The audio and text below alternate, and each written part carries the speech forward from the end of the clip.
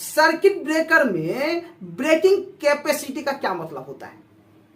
किसी भी टाइप की आप सर्किट ब्रेकर उठाकर देख लीजिए, वीसीबी हो, एसीबी हो, एमसीसीबी हो, किसी भी टाइप की आप सर्किट ब्रेकर को जब देखेंगे उसके नेम प्लेट में तो ब्रेकिंग कैपेसिटी लिखा हुआ रहता है।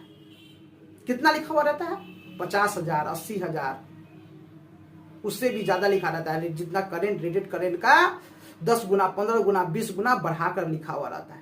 ऐसा किस लिए रहता है और ब्रेकिंग कैपेसिटी हम क्यों बोलते हैं, इस बात को ध्यान से समझिएगा, ट्रेड भाषा में समझिए।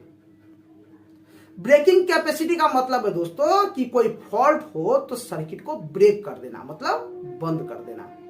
अब जब फॉल्ट होता है ना, कोई भी सर्किट ब्रेकर से जब फॉल्ट गुजरता है तो रेटेड करंट का 10 गुना, 15 गुना, 20 गुना करंट सर्किट ब्रेकर में फ्लो होता है।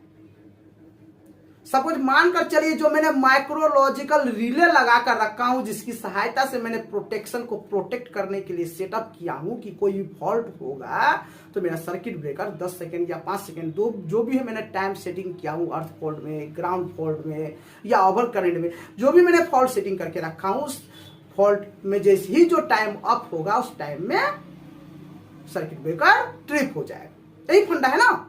लेकिन मानकर चलिए जब फॉल्ट होता है, सपोज ग्राउंड फॉल्ट हो, तो फॉल्ट जब होता है तो क्या होता है, करंट 10 गुना, 15 गुना हाई फ्लो करता है। रेटेड करंट यदि 4 है, उसका 10 गुना यदि बढ़ेगा करंट तो कितना होगा, 40,000 करंट उस सर्किट ब्रेकर से गुजरेगा।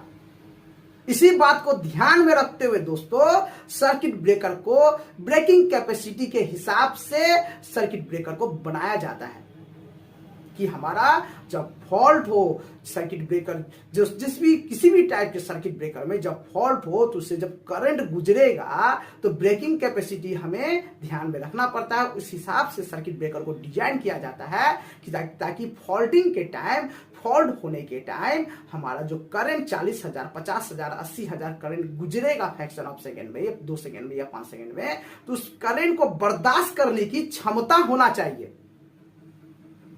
नहीं तो मानकर चलिए आप एक बार फॉल्ट होगा तो उसका जो लगा हुआ कांटेक्ट पाथ है, मेल फीमेल जो पाथ रहता है उसमें, तो सब जल जाएगा, सब मेल्ट हो जाएगा। आप कितना बार सर्किट ब्रेकर को चेंज कीजिएगा, नहीं ना कीजिएगा।